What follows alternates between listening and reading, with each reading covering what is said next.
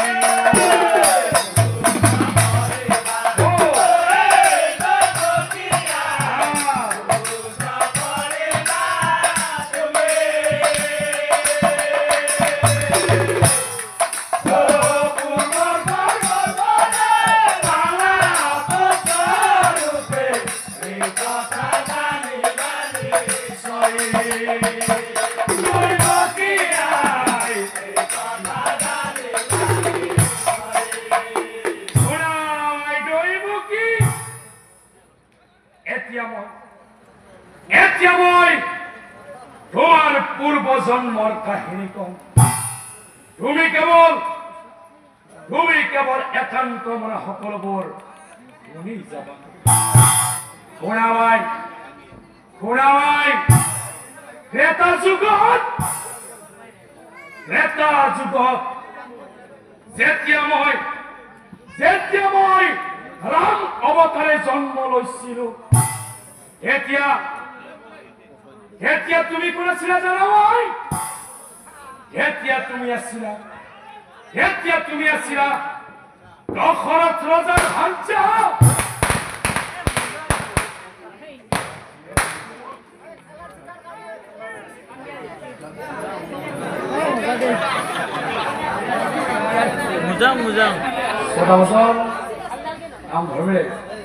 আচলতে আমিও proud feel কৰো, ময়ো ইণ্ডিয়ান, কিন্তু ইয়াতে আচলতে এটা হৰিনাম চলি আছে। এতিয়া আপোনালোকে বেয়া নাপায়, আমি ফূৰ্তি তামচা কৰক। যিকেইটা মানুহ চাই আছে, আমি কষ্ট কৰি ঘামি যাবি নামটো গাই আছো। মুডটো ভাঙি গ'লে সেই ফ্ৰণ্টৰ নাথাকে দ্বিতীয়বাৰ। ইমান ধুনীয়াকৈ কাহিনীটো যাই আছে, আপোনালোকৰ মাজত হল্লা কৰি বোমা ফুটোৱাৰ লগে লগে আমাৰ মনটো তেনেকুৱাকৈ যাবই। আপোনালোকে ফূৰ্তি কৰক, আমি হাত দিয়া অকণমান দূৰত যাই কৰক, যিহেতু ইয়াতে বাকী মানুহে নাম চাই আছে। বেয়া নাপাব দে কথাখিনি কোৱাৰ কাৰণে। ত্ৰেতা যুগত যেতিয়া মই ৰাম অৱতাৰে জন্ম লৈছিলো, এতিয়া তুমি কোন আছিলা জানা ভাই? এতিয়া তুমি আছিলা দশৰথ ৰজাৰ ভাঞ্জা। কৈ আৰু তেতিয়া তুমি ৰামক পুত্ৰ ৰূপে পাবলৈ, অৰ্থাৎ তুমি মোক পুত্ৰ ৰূপে পাবলৈ মনতে তুমি বৰকৈ আশা কৰিছিলা। এতিয়া তোমাৰ মনৰ ভাৱ বুজি মই তোমাক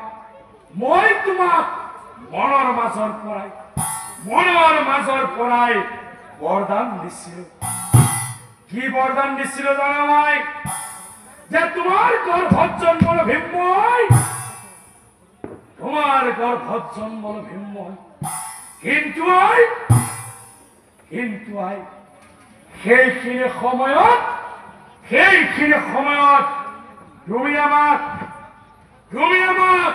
বনবাসো দিছিলা নহয়। তোমাৰ জানো মনত আছে? তোমাৰ কাৰণে মোৰ পিতৃদশৰত ৰজা স্বৰ্গগামী হব লগা হল। তোমার কারণে আমি 30 জনে মিছাতেই বনবাস থাকিব লগা হল। তোমার কারণে সীতাহরণ হল। তোমার কারণে মই রাবণ বনিব লগা হল। আর তোমার কারণে একমাত্র তোমার কারণে এখন রামায়ণের সৃষ্টি হল। গতিকে ইয়ার মূলতেই জানো তুমি এই নাছিলা। তেতিয়া তোমাক মই মনৰ মাজৰ পৰাই অভিশাপো দিছিলো। কি অভিশাপ দিছিলো জানো? যে তোমার গর্ভত জন্মর ভীময়, কিন্তু কোনদিনেই তোমার আহার গ্রহণ নকরু মই। কোনদিনেই তোমার আহার গ্রহণ নকরু। এতিয়া তুমি বুজিলানে? তুমি মোক কিয় কাৰাগাৰৰ মাজত জন্ম দিব লগা হল? আৰু কিয় তুমি জন্ম দিয়ে মোক বেলেগৰ হাতত বেলেগৰ ঘৰলৈ পঠাই দিব লগা হল?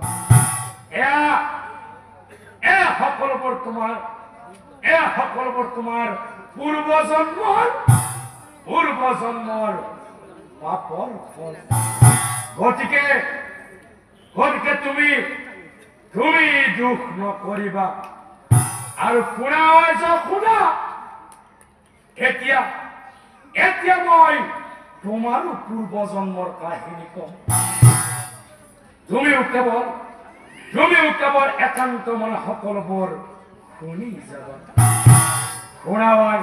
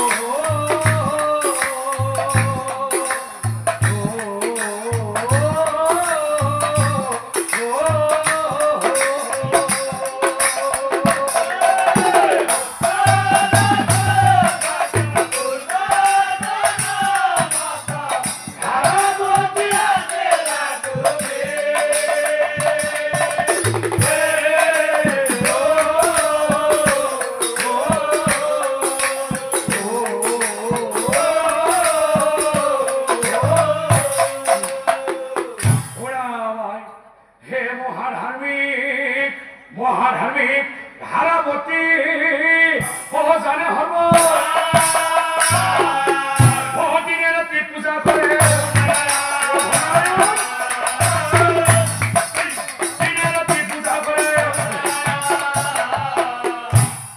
হারাবতী মনে মনে ভাবে সন্তান নাই প্রভু মই কি করি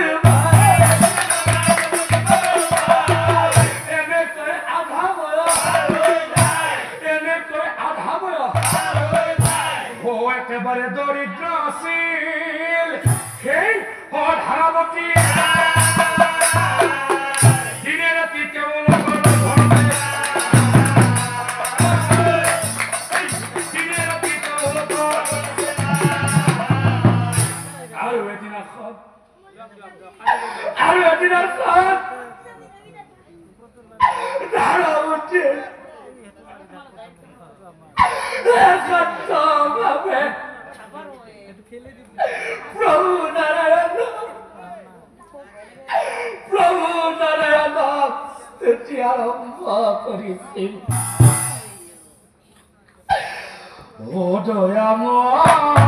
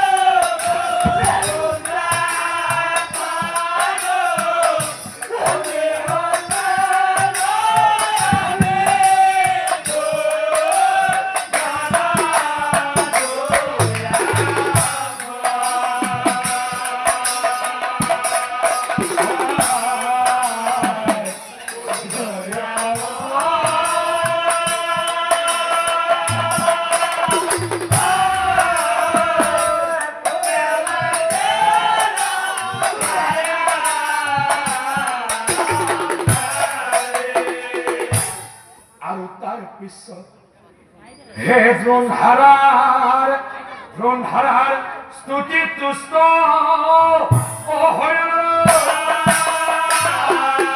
ভ্রমণ করে সাউরি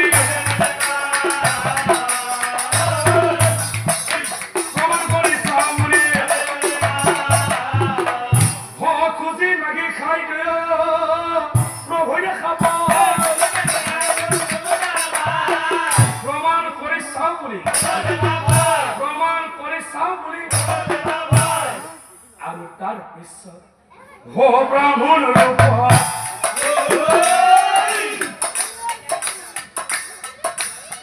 হৰি প্ৰভু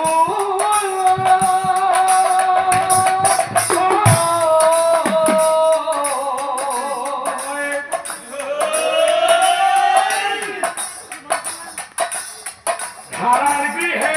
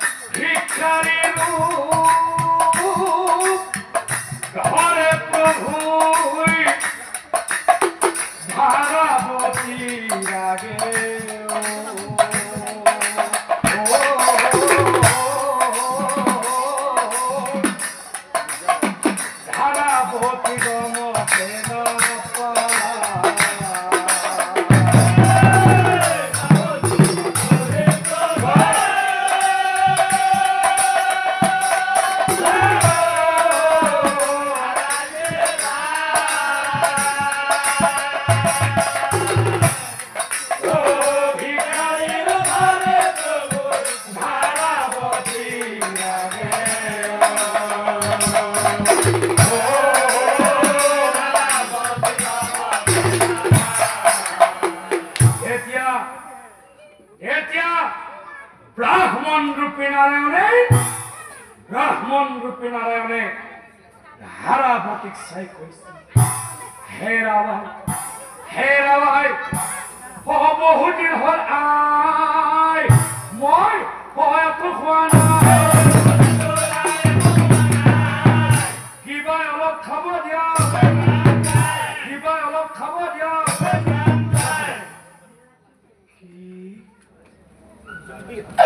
ধাৰাবতীয়ে মনে মনে ভাবে হৰে হৰে প্ৰভু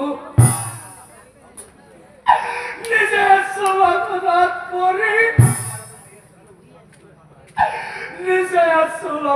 পৰি এতিয়া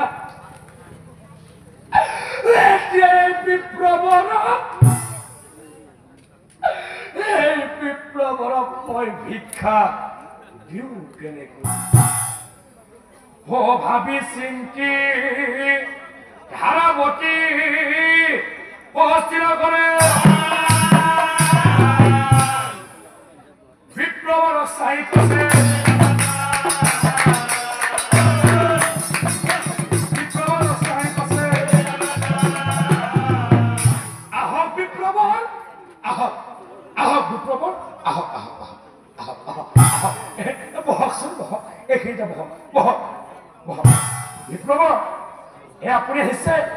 আপুনি আহিছে মোৰ বৰ ভাল লাগিছে বিপ্লৱৰ মোৰ বৰ ভাল লাগিছে কিন্তু বিপ্লৱৰ আপুনি আজি বৰ বেয়া সময় নাহে বিপ্লৱৰ আপুনি বেয়া নাপাব বহকচোন অলপ সময় বহকচোন মানে বিপ্লৱৰ আজি মানে মোৰ স্বামী আজি ঘৰত নাই আনফালে মানে বিপ্লৱৰ কেনেকে কওঁ মানে বিপ্লৱৰ মানে ঘৰত খাবলৈকো একো নাই আপুনি বেয়া নাপাব বহকচোন অলপ সময় বহক মই আপোনাৰ কাৰণে কিবা অলপ খোৱা বস্তুৰ এতিয়াই যোগাৰ কৰি আছো আৰু তাৰপিছত ধাৰাবতীয়ে প্ৰভু নাৰায়ণক চিন্তা কৰিছে প্ৰভু দয়াময় তুমি মোক উপায় দিয়া প্ৰভু উপায় দিয়া শিক্ষাবৃত্তি কৰিম বুলি তাই মনতে ভাবিলা শিক্ষাৰ পাত্ৰ হাতে লৈ ওলাই আহিল ভিক্ষা খুঁজি তাই এখন দোকান পাই দোকানিক চাই পাছে ধাৰাবতী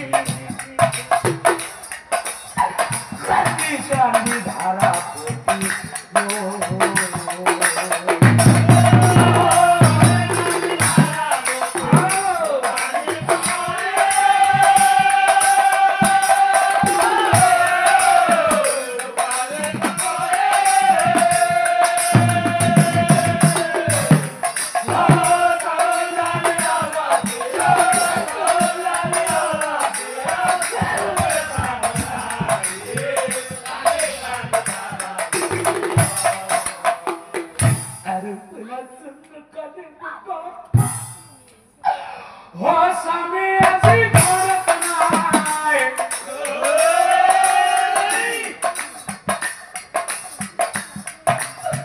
অতিথিয়া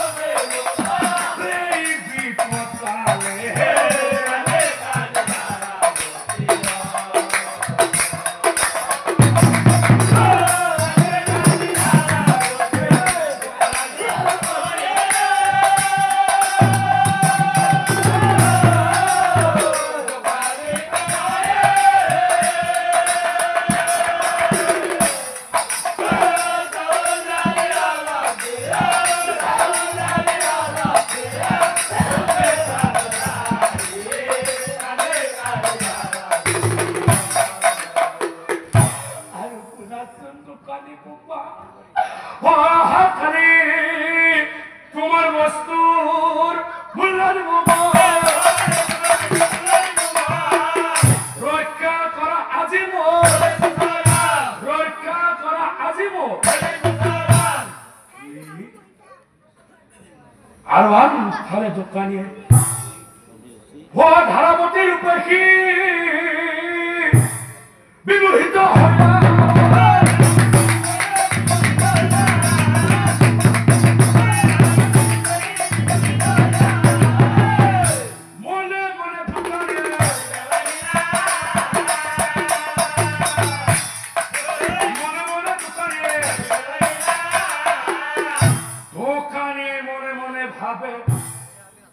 নাই নাই নাই নাই নাই নাই এই সুযোগ আজি মই এৰি দিয়া নাই এই সুযোগ আজি মই এৰি দিয়া নাই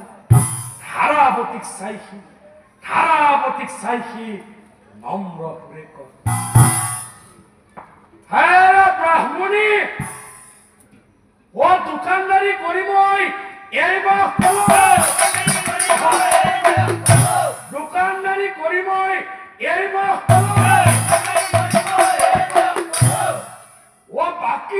বাকি মই তোমাৰ আগে কৰো বাকি মই তোমাৰ আগে কৰো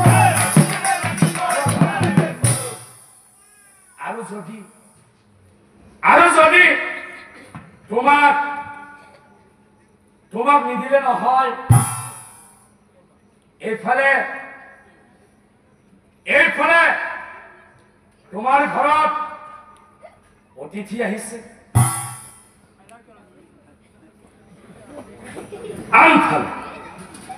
আনফালে তোমাৰ ঘৰত আজি তোমার স্বামীও নাই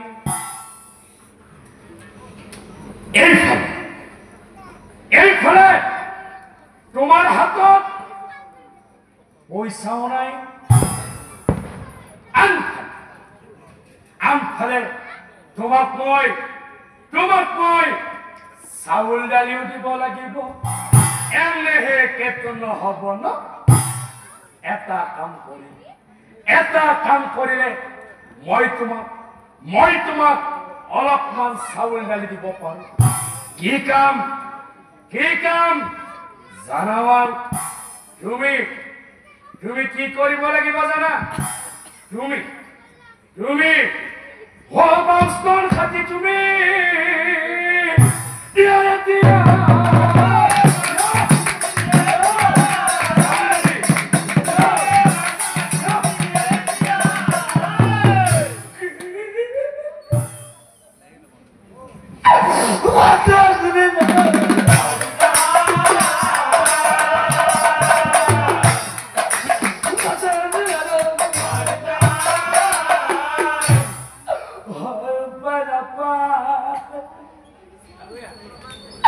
ধারাবতী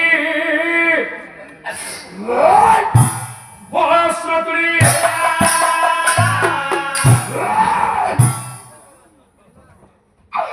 বাস্তব ঘটে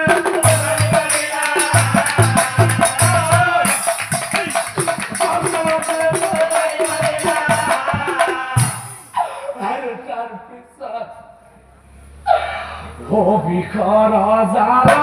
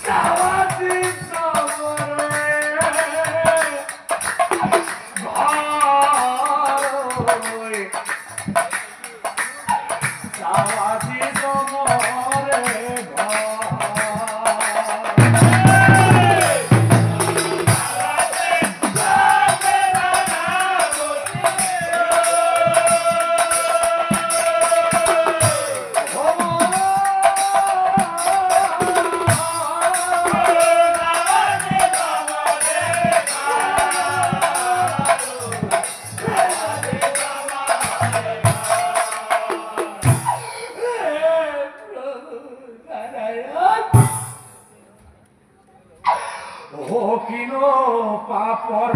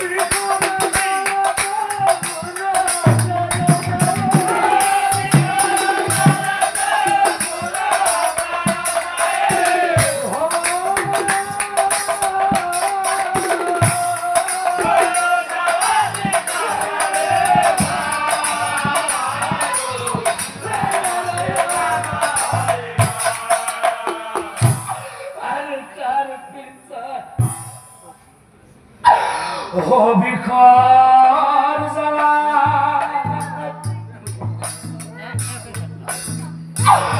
ধারাবতী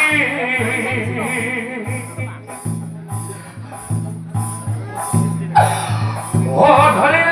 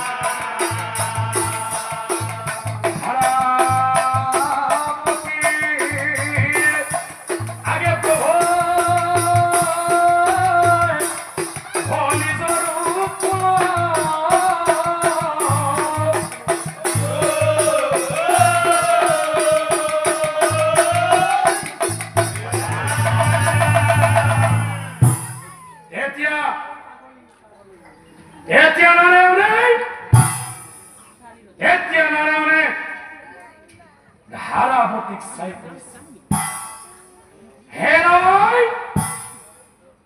তোমার স্তুতি তুষ্ট হয়, তোমার স্তুতি তুষ্ট হয় আহিল মই তোমাৰ ওচৰ প্ৰমাণ কৰি চাও বুলি প্ৰমাণ কৰি চাও বুলি আহিছিলো মই তোমাৰ ভুৱন শুনাই শুনাই যি স্তন কাটি তুমি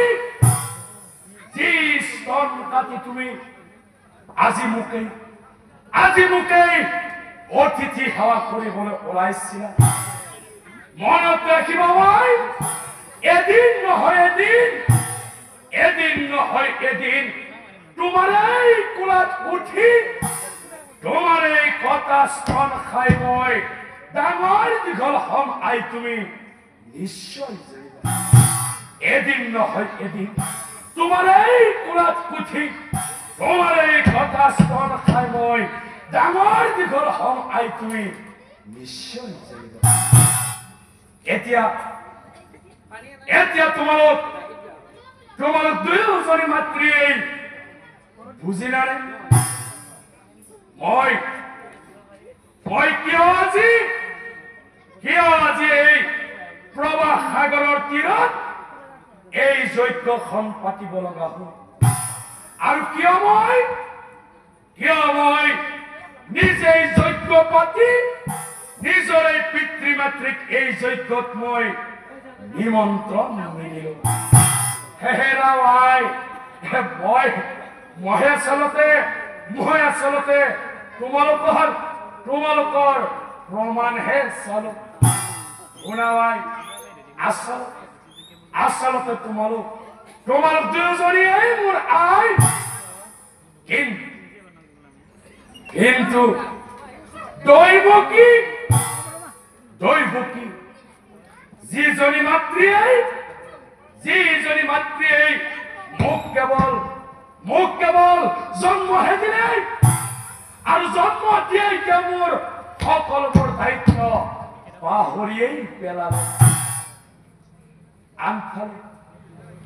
আনফালে যশোদা যিজনী মাতৃয়ে অত কষ্ট কৰি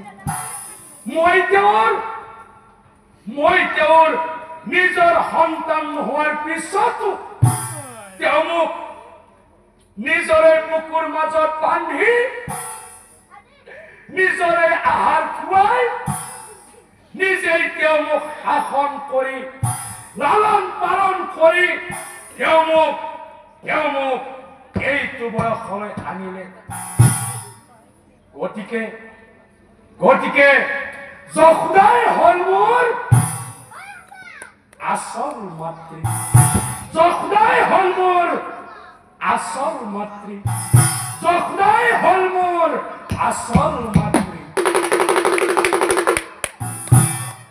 শ্ৰদ্ধাৰ নাম ধৰণে সুধিব এই নামটিৰ এইখিনিতে জমনিকা পৰিল নামটি আমাক অভিযোগ কৰিছিল অসমৰ স্বনামধন্য নাগাৰা নামৰ শিল্পী তথা লিখক মাননীয় শ্ৰীযুত মুকুল চক্ৰৱৰ্তীদেৱে আৰু অধমে নিজে সুৰ সংযোজন কৰি ৰাইজৰ মাজলৈ নামটি উলিয়াই আনিছো অনিচ্ছাকৃতভাৱে নামটিৰ মাজত বহুতো ভুল ত্ৰুটি হৈ যোৱাটো একেবাৰে স্বাভাৱিক কথা যদি আপোনালোকৰ দৃষ্টিত তেনেকুৱা কিবা ভুল ত্ৰুটি ৰৈ গৈছে বা থাকি গৈছে আটাইখিনি ভুল আপোনাৰ সময়ত নিজৰ মাজৰ এজন বুলি ভাবি ক্ষমা কৰি দিব আৰু শুধৰণি কৰি দিব বুলি আমি আশাৰে বাট চাই ললো ধন্যবাদ শুভৰাত্ৰি